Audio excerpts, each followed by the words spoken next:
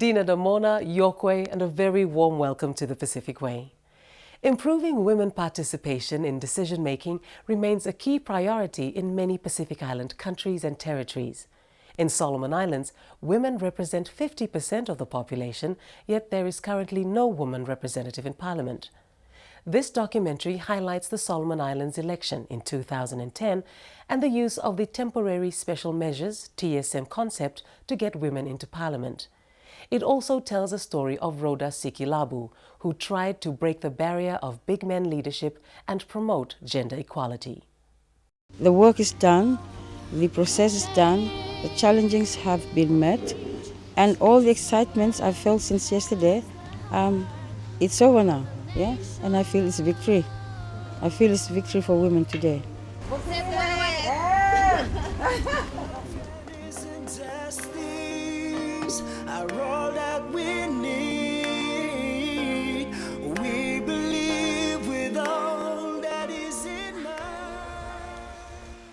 The transition from traditional leadership by chiefs to representative democracy has posed challenges for many Pacific Island nations. Representative democracy is relatively new in the Pacific, and since independence, countries have introduced varying political systems. Since independence in 1978, Solomon Islands has conducted elections for the purpose of selecting leaders in a democratic manner. This includes holding parliamentary elections with the aim of fostering political stability and a political climate that allows for sustainable human development.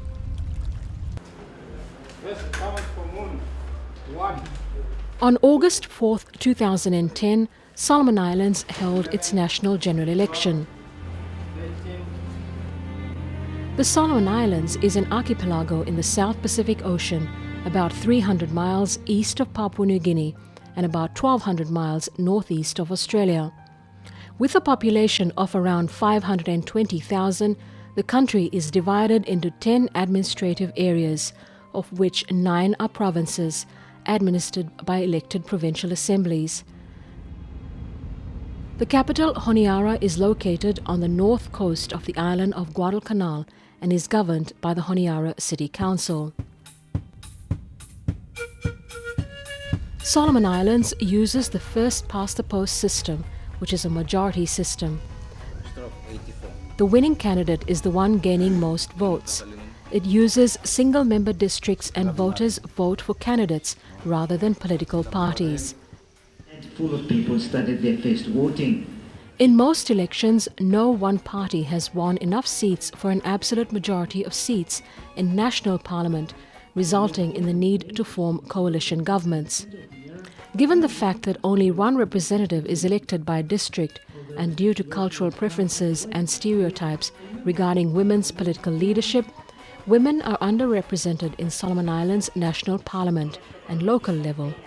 In fact, in Solomon Islands, there are no women represented at the national parliamentary level. The August 2010 national election saw more than 500 candidates contesting for the 50-seat parliament. According to the Solomon Islands Electoral Commission, 25 of the 508 candidates that stood in the election were women, down slightly from the 26 who stood in the 2006 election. With currently no woman representative in Parliament in the Solomon Islands, while about 50% of the population are women, improving women's political participation and representation is a pressing issue.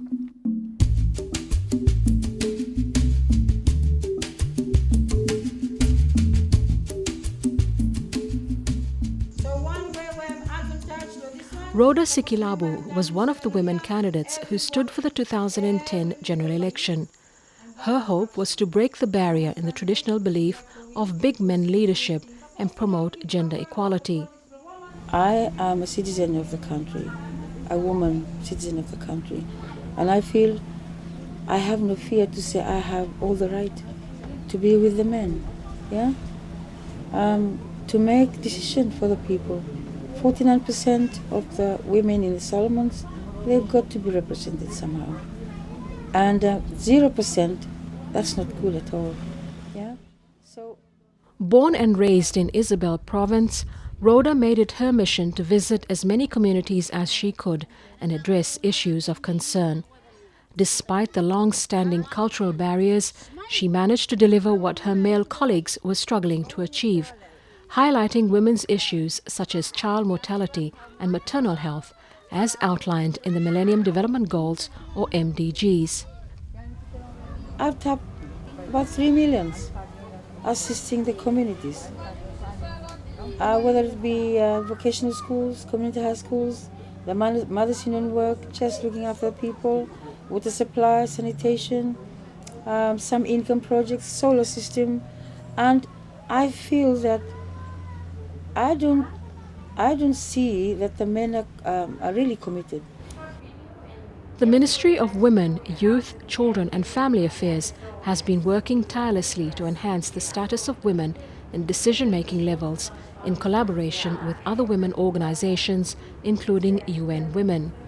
Well, we've played a very active role and a proactive role as well in ensuring that government's policy to empower women is addressed sufficiently but effectively as well.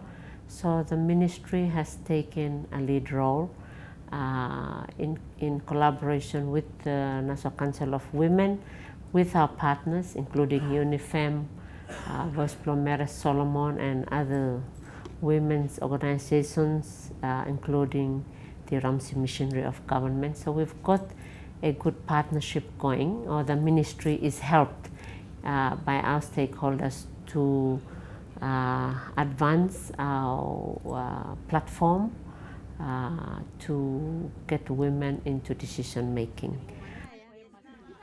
The Ministry of Women, Youth, Children and Family Affairs supported the formation of Women in Shared Decision Making, or WISDOM, a group to lobby for support for more women in Parliament in the lead-up to the 2010 election, after a request by the Ministry for introducing 10 elected reserve seats for women was rejected by Cabinet in 2009.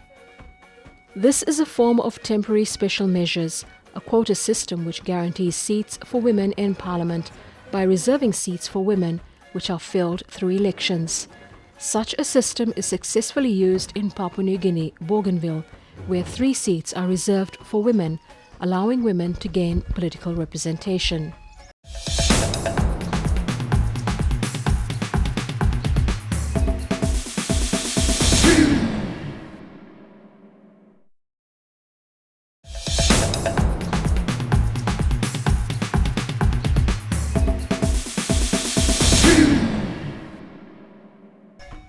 Now, because of the fact that women are not represented in Parliament, or we were not lucky enough to have women in Parliament, we resorted to taking the TSM concept as another approach to getting women into Parliament.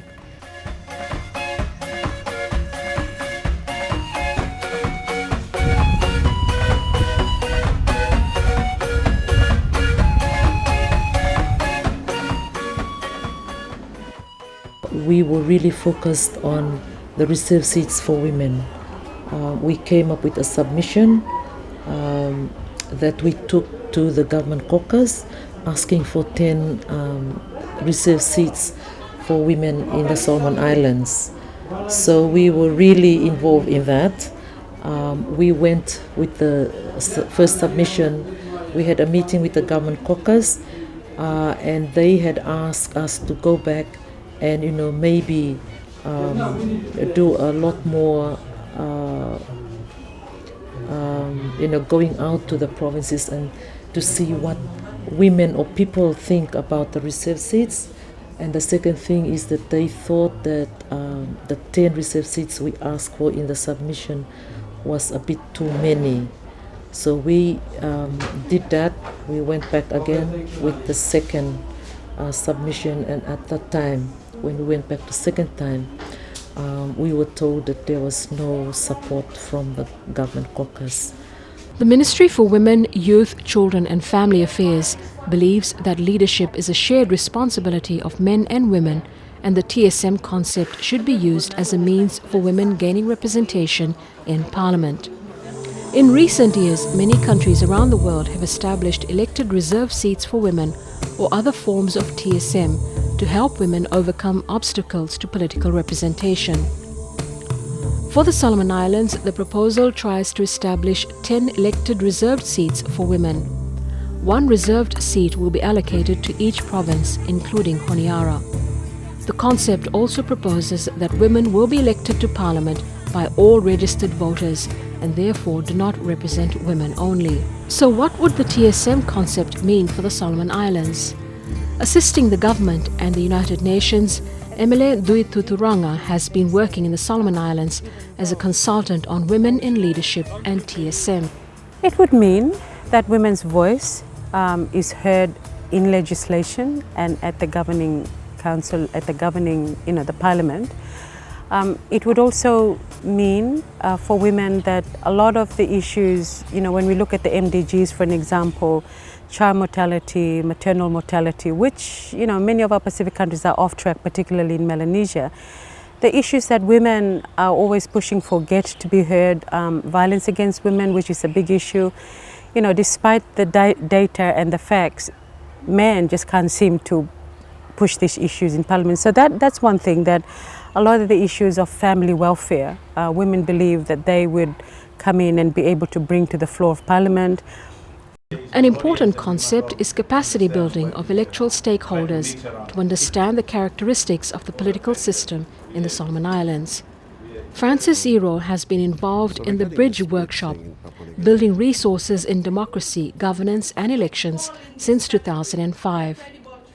Since 2009, UN Women has been conducting Bridge workshops focusing on gender and election issues, including media awareness. As a Bridge facilitator, I really involved in connecting Bridge program for women. And I hope that slowly people across the sectors, churches, organizations and village communities, they're beginning to understand the importance of women involved in decision making, because at the moment it's a male dominant parliament in Solomon Islands. Catherine Atanakakia also ran in the 2010 general election. Originally from Kiribati, Catherine grew up in the capital Honiara and over the years has set up projects to assist girls and women make a living for themselves, similar to the aspiration of other women who contested. When I first started my campaign, there were lots of questions, which was good for me because it only meant that people were sharing their issues, and that is what I want to hear, because it just makes my plans stronger and knowing what people really needed. And after my second or third campaign, it was more of a positive feedback from the crowd. It was no more questions, but all the support, and what they want to know was how can I get there? How can I make it to Parliament? And all I tell them is it's through your votes. You have the rights, you are the government, the people is the government, and I say you have the power, and the power is on your voting day. The things that urge me to want to go into politics or in decision making is like if you look at our country since the ethnic tension, women and children suffer. So we've been putting MPs or members to Parliament, but there's nothing for us, especially the grassroots people.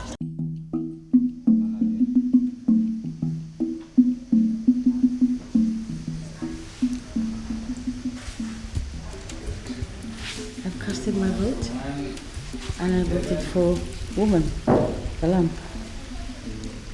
And I'm hoping for a good result by Thursday. And as a citizen of the country, I have all the right to proclaim the rights of women, to enforce, put something in the minds of women that we are supporting women for the changes we would like to see today. Warren Sikilabu has been a tower of strength for Rhoda during her years of campaigning. The Malaita man who has been following his wife in her campaign trail gave up his responsibilities as the head of the household to support Rhoda in her crusade to join Parliament. I've been really behind women, all women in Solomon Islands, but in particular behind my wife, because I've seen the progress and the successes that she has achieved. And for me personally, I must say that I'm really surprised to see big things that she has done for our ward in Isabel Province.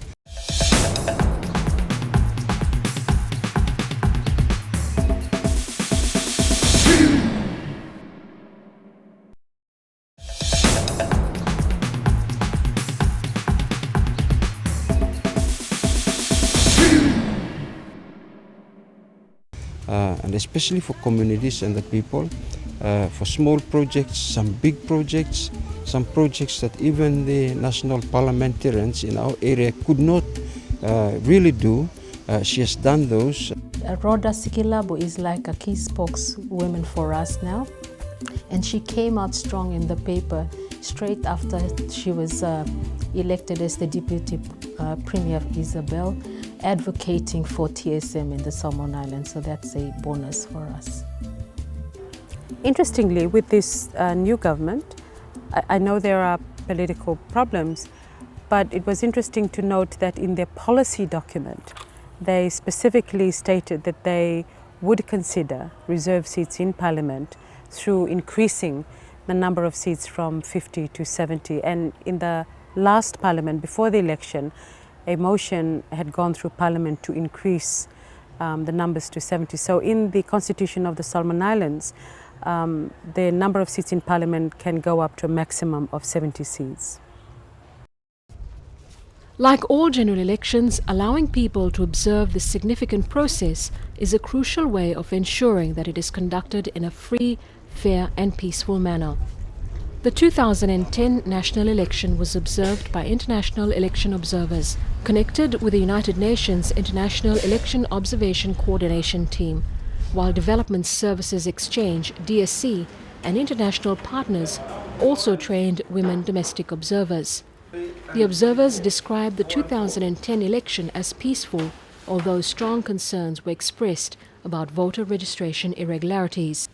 I think people are more engaged in the process, but there's some fundamental problems still in terms of the way that the legislation works and people's understanding of the legislation and people's involvement in the democratic process and their understanding of the democratic process. So we've gone some way to assisting people to get themselves registered, but there's still problems with the voter registration list, and a lot of that has to do with some of the legislation which is in place, which restricts the Electoral Commission.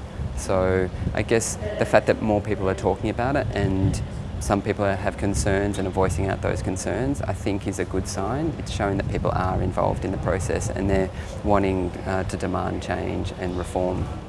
One of the success stories, or when you look at impact, we and the women of the Solomons and the coalition behind this believe that they have been able to influence public opinion.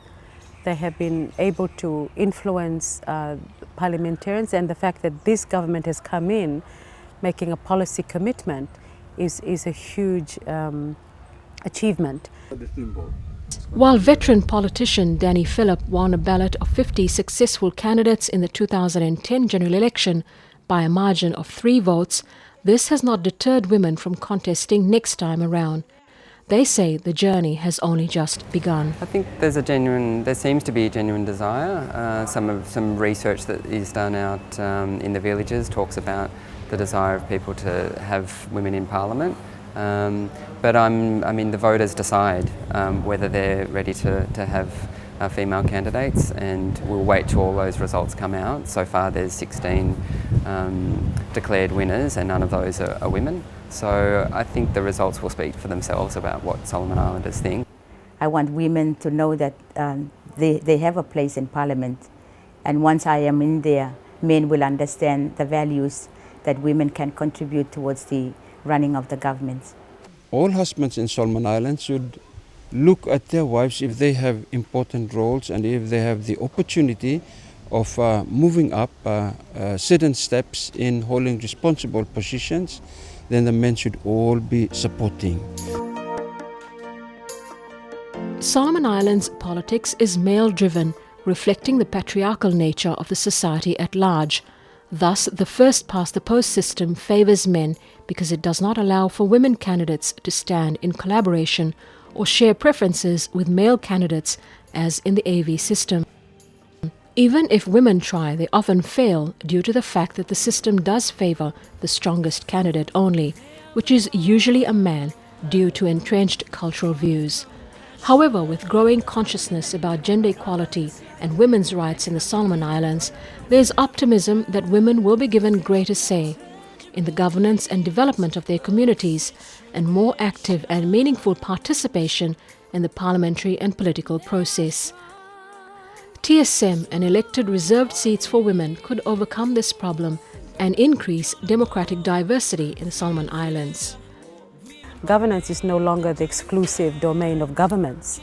The people have a say in how their governments and their countries are run, and women who make up 50% of the population in the Pacific are finally now saying, we're not going to sit back and wash dishes all the time. We will wash dishes and make a contribution on the floor of Parliament. UNIFEM at that time, now UN Women, was very active in helping the respective governments to understand the different options that they have when they are discussing temporary special measures or electoral reform.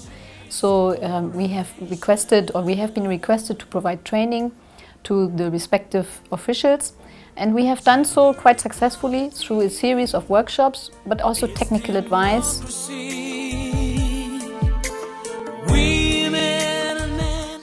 For Wisdom and the women of Solomon Islands, there is hope that for future elections, the option for using a form of TSM will allow for women to gain political representation, and that come the 2014 general election, Solomon Islanders will vote for women in recognition of their potential as political leaders.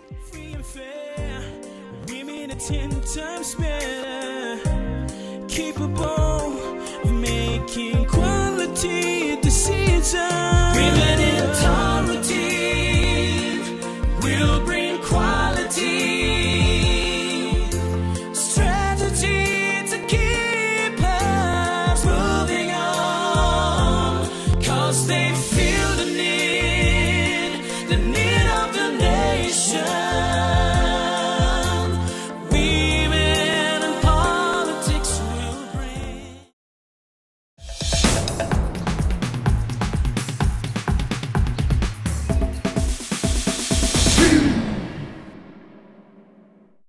Unfortunately, that's all we have time for tonight. If you wish to learn more about the Pacific Way, you can visit our website www.sbc.int/RMC or find us on Facebook. Drop us a line, we'd love to hear from you. Until next week, bye-bye, Looking You.